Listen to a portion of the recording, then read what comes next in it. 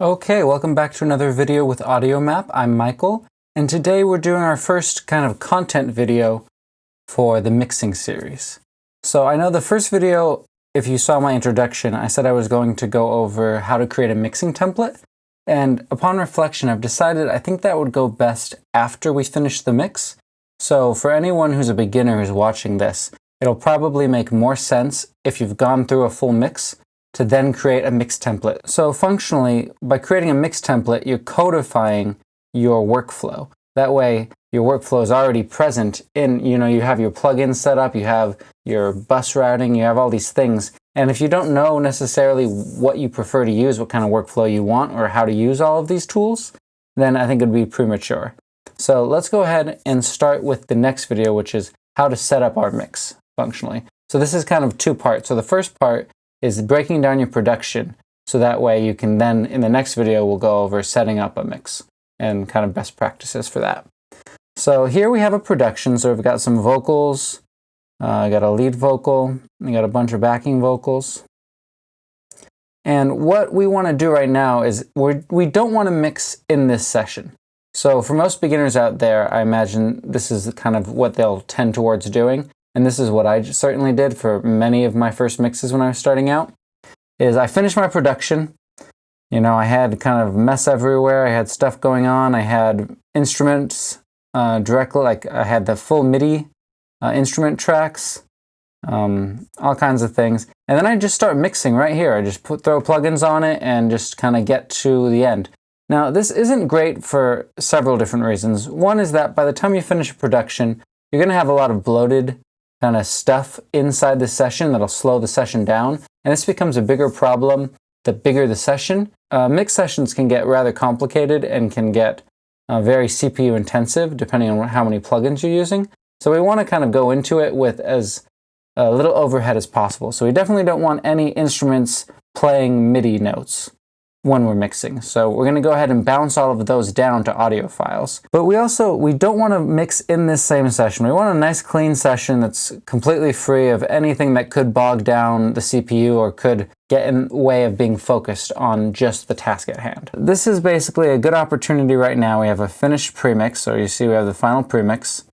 And we're going to go ahead and I'll just play a little bit of it so you can see what it sounds like, and then I'll start bouncing things out and show you guys the full process. So let's take a listen. I was holding you all night, you're all right. And I was so that's fine. We have the piano going here. It's a less busy section of the song. Chorus. Life's a game, well then I'll play. You say that it's rigged, well it's okay. You just gotta know that. Second chorus. Life's a game, well then I'll play. You say that it's rigged, well it's okay. You just gotta know that it's rigged and play by the rules that they play. You say life's a joke. Okay, so another important thing is that I have pretty much every track sounding how I want it to sound. So that's an important kind of part of my philosophy for mixing, is get it right on recording day. Don't wait till the mix to start nailing it down your tone or how you want the song to sound. So that's another good opportunity right now, is if something sounds too dark, throw an EQ on it. If something's too dynamic, throw a compressor on it. Now I have these pretty much where I want them. So we're just going to go ahead and start bouncing down. So if you notice the lead vocal, we already have, we have this right here. I actually want to break this down. So I prefer to split up the chorus and the verse vocals when I'm mixing. Sorry, wrong button. I was in Final Cut Pro mode and used the wrong shortcut. Just go ahead and start doing this.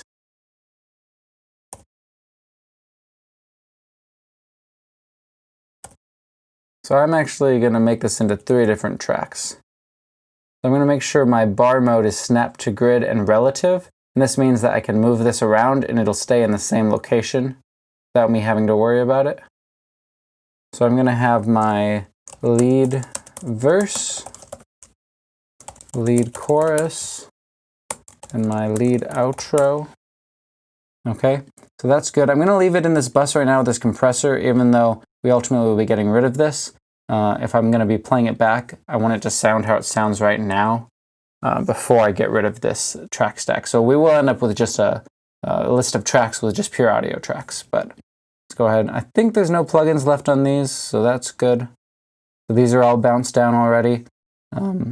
I was unsure if I wanted these parts in the backing vocal of this track, and I decided I don't, so I'm going to just delete those.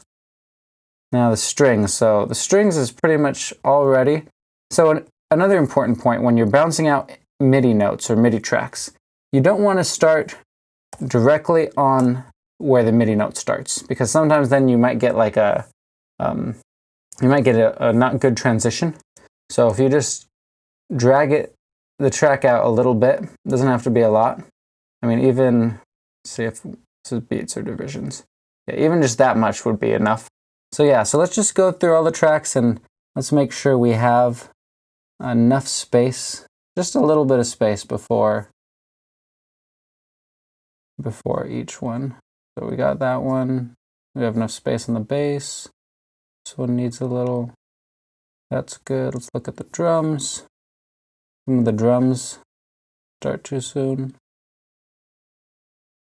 And you don't need to do this for the ending over here, because the way we'll be bouncing them is it'll trail off to where any noise that's still playing will be caught in the recording when we bounce it. Let's go ahead and let's just start bouncing. So I'm gonna go Control B, because I want to bounce this in place. I'm gonna call this, what do we call this, strings high. So if you have any plugins on the track, you definitely don't want to bypass effect plugins if you want those plugins to come through in the sound. You want to include audio tail in file. This ensures that if the note continues ringing out past where the region ends, it'll capture that in the full recording. So you definitely want to include an audio tail in file, and probably click include audio tail in region.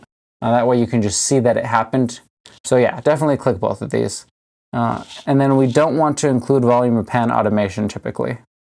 And we're going to be doing something else that'll take care of any concerns with this, so don't worry about this right now. And I turn overload protection off. You want to make sure nothing's clipping before you get to this stage. So if anything's clipping, you want to go ahead and fix that before you're at the end of the production stage. So for anyone who doesn't know, clipping is when we're playing a track, right? Right now we got plenty of headroom here, but if we were to just crank this up, let's try 20. See, now we're clipping, or we're about to, yeah. So we're going over 0. If you see any track doing that, you're gonna want to turn the gain down, either right here, or it's possible you recorded it in too hot. So if it's with an audio track, like with a guitar or something you recorded it through a microphone and it's clipping, your best bet is to re-record it and to watch out for that in the future. But if you have a MIDI track going right now, before you bounce it, you can go into the instrument itself and you can turn down the output volume. So that way you won't be clipping. So if any of your instrument MIDI tracks are clipping, go into the instrument and turn down the gain in the output gain, wherever that may be. Okay, so now I'm gonna go ahead and do the next track. Let's turn this back to normal. 0. So I'm gonna bounce strings mid. Okay, I'm gonna bounce the piano. So one thing to note so far, I can't get Gullfoss to work on an M1 in Rosetta. So that's just gonna have to be turned off for now. I hope it's working by the time I'm mixing, but if I can't get it working, then I can't get it working. So we're just gonna have to let it go here.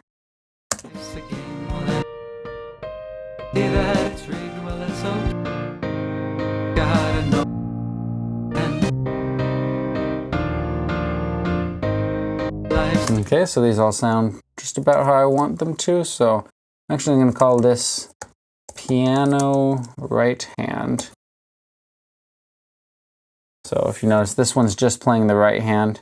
This one's playing the full piano line.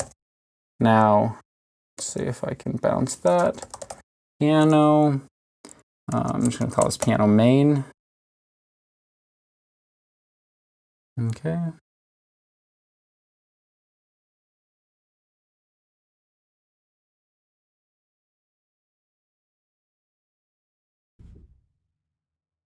Okay, and then down here, I'm going to bounce the bass. This is the una corda bass. Does that look like it was far enough? It is.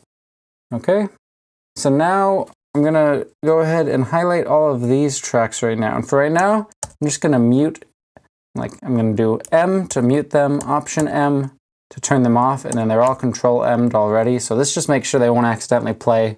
Like there's no chance of that. And I'm gonna hit Control H, and now they're all hidden and they're silent. Now I don't wanna delete them just yet because as I'm going through this process, I might realize I made a mistake, and then I can just grab it, I can make my edits, and then I can rebounce it to the audio.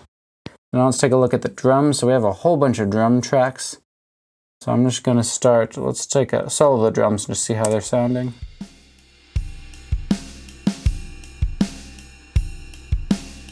So yeah, again, at this point in time, if something isn't sounding how you want it to sound, throw an EQ on it, throw a compressor, do what you think needs to be done. Don't save all your decisions for the mix. If something's too dark or too bright or too dynamic, don't leave that for later. But again, these sound how I want them to sound, so I'm just gonna start bouncing everything.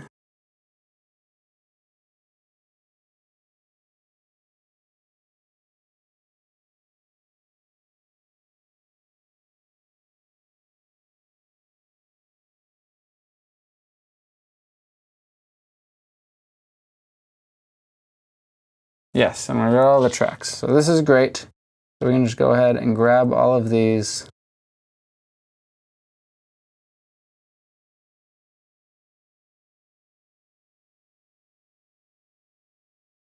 We can go ahead and, let's see.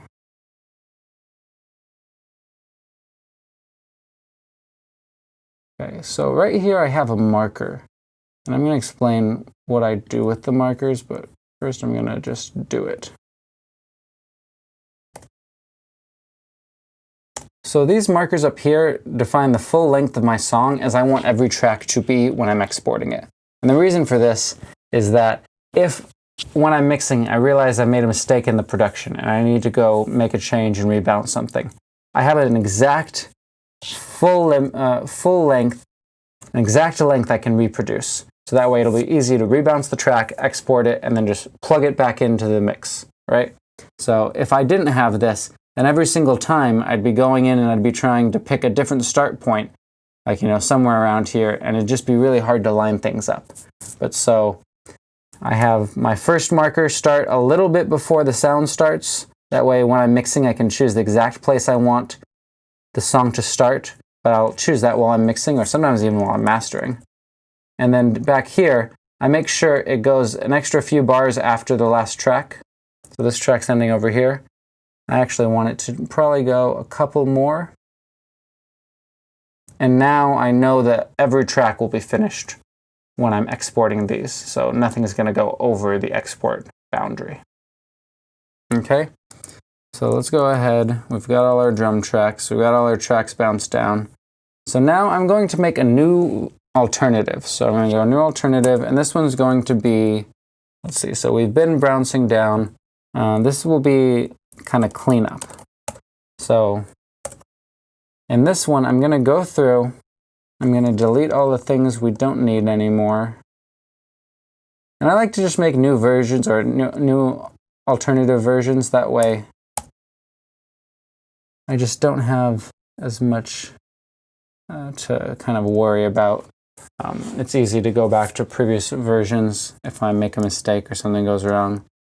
So this is all looking good. So now, actually, I want to combine any regions that aren't combined, just so this next step will be a little easier. So I'm going to do this kind of one step at a time. Here's something really important when you're mixing. You want each track, let's say we're playing it. Let's go right over here and let's look at the strings. You want this meter to be hitting roughly around -16, maybe -18 dB.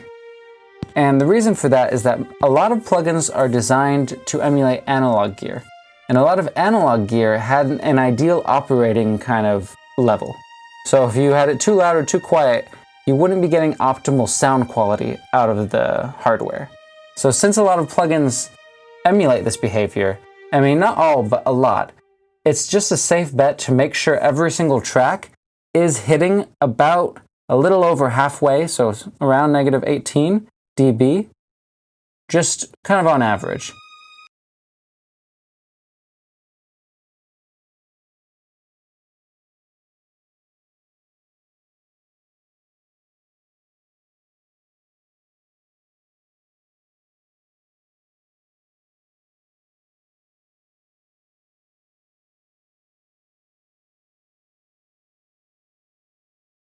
So if we take a look at the piano here, or the bass, so the bass is a little, roughly actually the bass is pretty good. This will make sure that we have proper gain staging when we're mixing. And gain staging is just making sure the level at each stage is at an optimal location. So we don't want, say for example, this bass, we could turn the gain of the region down, let's say negative 10, and then we could turn the track 10 dB louder. We're gonna have the same total volume that we're hearing,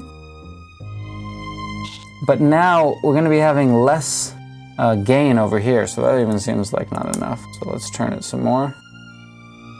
Now see how it's gotten a lot quieter over here? So we're no longer at an optimal level. So the best way though isn't to do this manually. The best way to do this, I've found, is, and I like to do it section by section just because things can get really crowded. But the best way is look at the instruments first. You can highlight the regions you want, and then you can hold Control, Option, and hit G. And this allows us to normalize the gain. Now we don't want to normalize the gain all the way to peak, right, up to 0. We want to normalize the gain of individual tracks. And you can choose between peak and loudness. Now you don't typically want it to peak at negative 18 for the average loudness to be at negative 18. So I usually start by hitting a target loudness of negative 25, not peak loudness, applying. And then I go through and I just adjust any that are still kind of off. So these strings are in the right place. Let's look at these strings. These strings are looking pretty good. I'm gonna put this back left. This piano's a little quiet. I might turn this piano up a little bit. Let's try 3 dB higher. Okay, that's pretty good. And now, okay. And then over here, this piano's looking good. And the bass is looking like it's maybe a little quiet.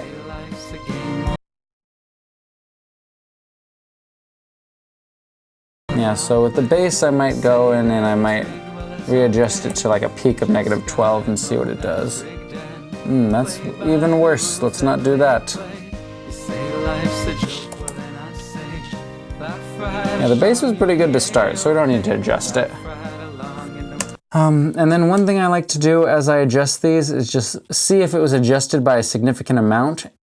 And if it was, then go in and adjust my track level just so I'm still monitoring it.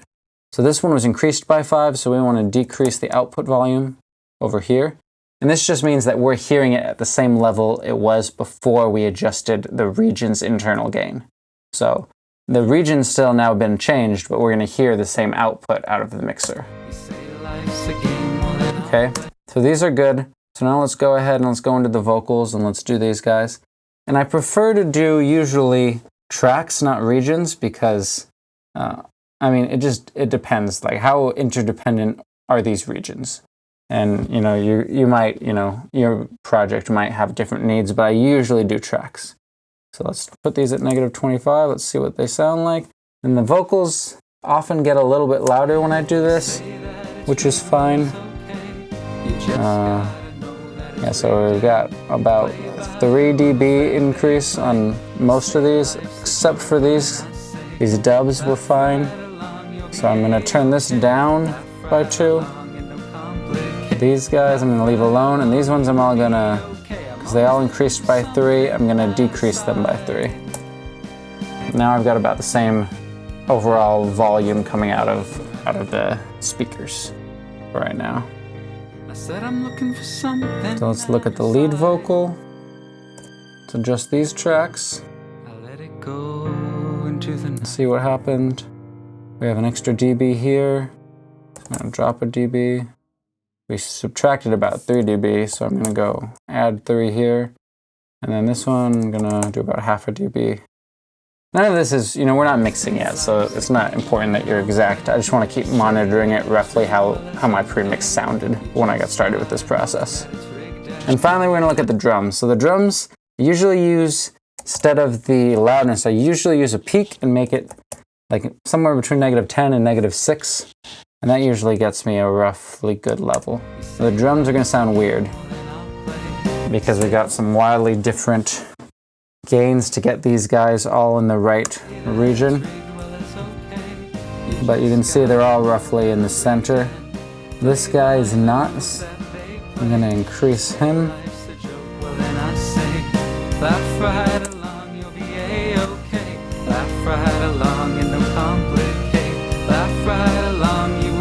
Maybe a little too loud now. Maybe it just wasn't affected by the first one.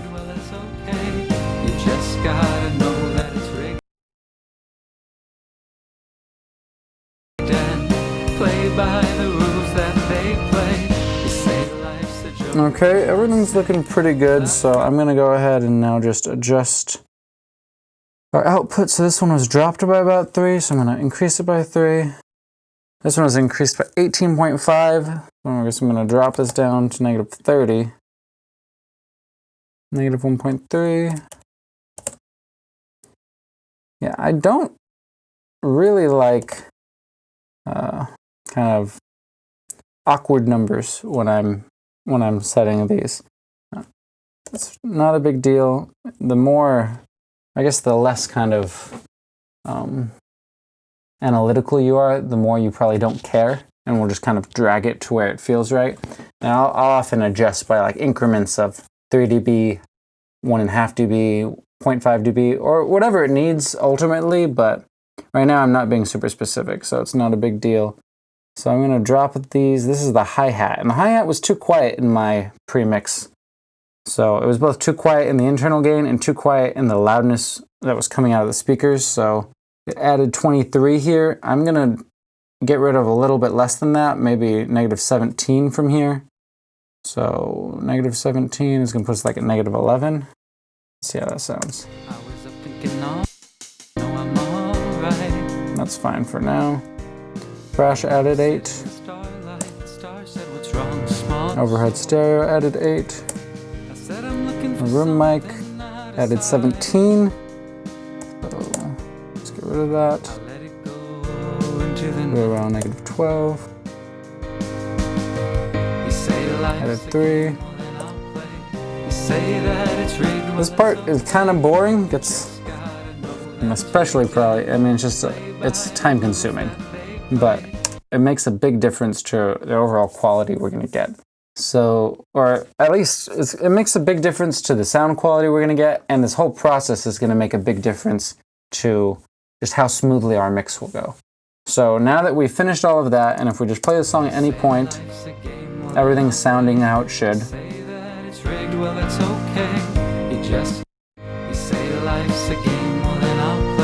So now I'm gonna make another new version. And this one's going to be export. So this is where we're gonna now get rid of, we've already cleaned everything up. So now I'm gonna go through and flatten all my stacks. That way I can just see the tracks.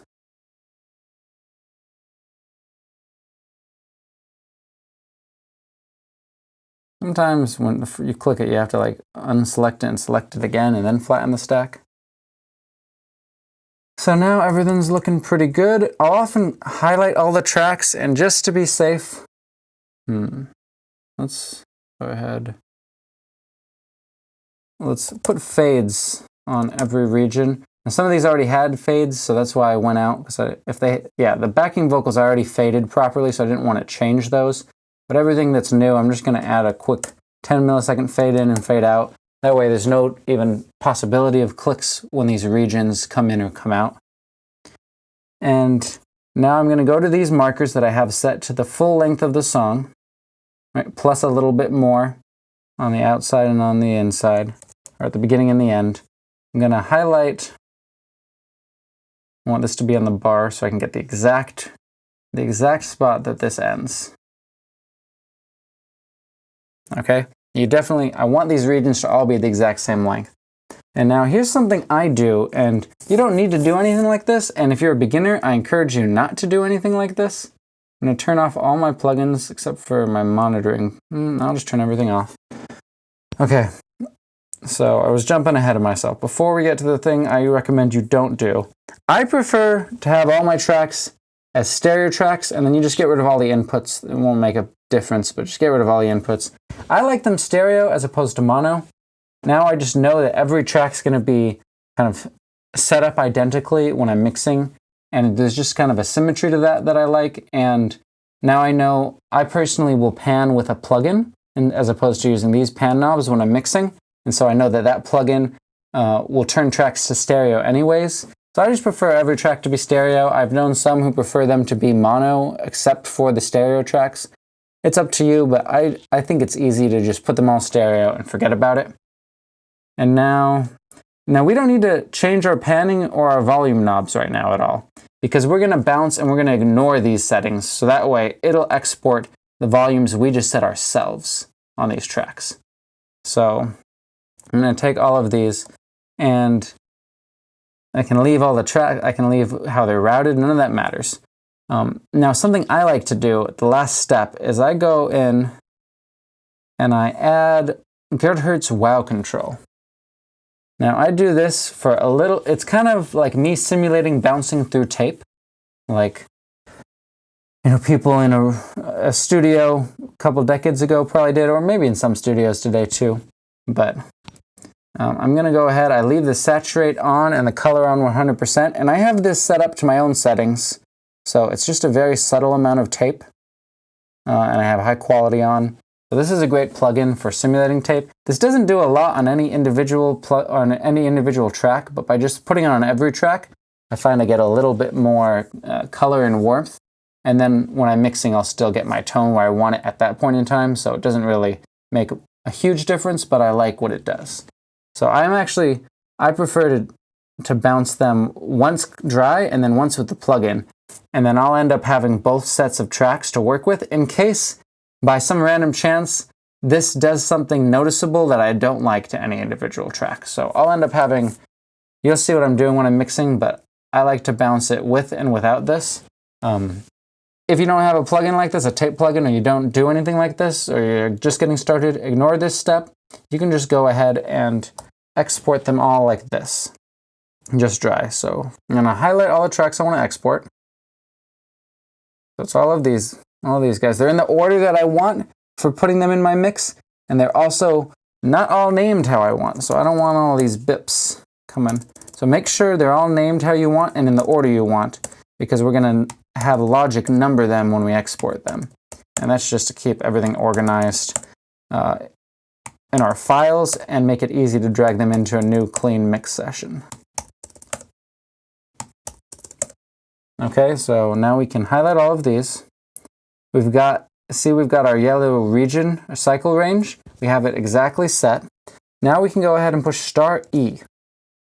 And now we're able to bounce it. So I'm going to go to export cycle range only, and that means it's going to just do this yellow cycle range. I'm going to change it to wave files and 24-bit. I'm going to leave bypass effect plugins off. I'm not going to include volume and pan automation. I'm going to turn overload protection off. We've already manually set the gain of all the tracks how we want it.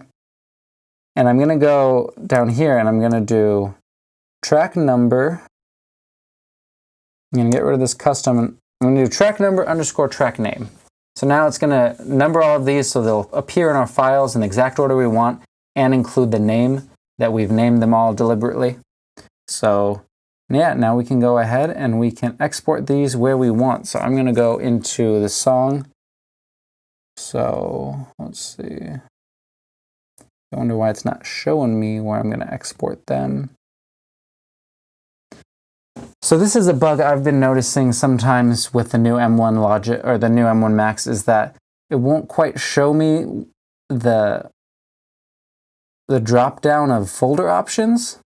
Usually it allows me to just like click a couple times and then it'll show me. So I guess there's a small bug here, but this isn't a logic problem. This is probably a big Sur bug, and I'm sure it'll be worked out in due time. This is a pretty new operating system. But so for now, I'm just going to throw these on my desktop, and I'll move them into the folder I want. And we can go ahead and push export. Okay, so that's really quick because remember, these are all just audio files, so it doesn't have to do any processing. Now, if I go ahead and I turn all of these plugins on, now when I push export, it'll keep the same settings. I'm not going to bypass because I want these effect plugins to be bounced in. Now when I export it, it's going to take a little bit longer because it's got to process all of those plugins as it's basically writing the plugin to the file as it's exporting. Okay, so this is just one way of working. This is my preferred way of working. Another way you could do this is at the end when we have just all these audio files, is we could clean up the session, duplicate it, and have kind of a fresh start in that way. And I'll show you guys how to do that right now, actually. So let me go ahead and stop doing that for right now. I'll get rid of all these plugins. So this is what that would look like. So I'm going to open up my media browser. I'm in the project, and I'm going to push edit, select unused. I'm going to delete all of those. So now the only tracks we have left, the only files we have left in the project should be the ones that we have here. I'm also going to go into, where is it? File, Project Management, Clean Up. And I'm going to delete unused files, delete backups, and delete media browser files. And now this will get rid of everything else. So now we just have this stuff here. And now I only want this current version that we're on, this current alternative. So I'm going to go File, Project Alternatives, Export Alternative as Project. I'm going to save this as the mix. So Starlight mix. And then, okay, I'm going to go ahead and save that. So now we've got a new Logic session that's just this page. Now, one reason I don't like working like this is because if you're going to send these files to anyone else to mix, it's nice that we have all our audio tracks. So I'll show you what it looks like to drag them in right here.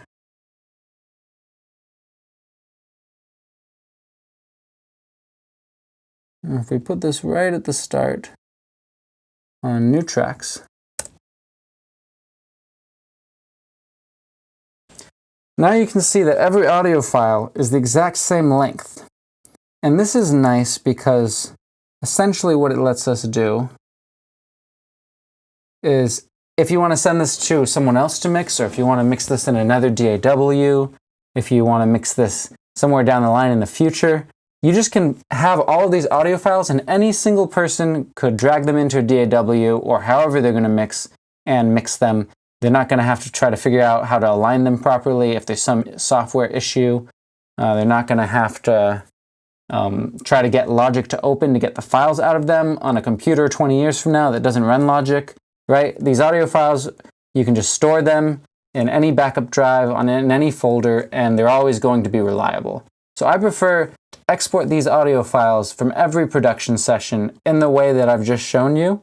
That way, I mean, even though I'm going to open up a new Logic session and mix, and I could do that with this right here, this just allows me to be sure that my files will be protected and to archive them for the future. And then symbolically, I like opening up a new Logic session, a clean Logic session, dragging in my files, and just kind of starting from scratch and getting a fresh start on the mix. I usually take a little bit of a break between this process and starting the mix just to kind of clear my head and get in the right frame of mind for the mix. So in the next video, we'll go over how to properly set up your mix session. So that way you don't have to spend time while you're mixing trying to set up your project. You just set it up at the beginning and you're good to go. There we have it. Make sure you like and subscribe so you don't miss any other videos. And up next, we'll be getting into setting up our mix session. I hope you guys are having a great start to your year, and I'll see you guys in the next one. Thanks.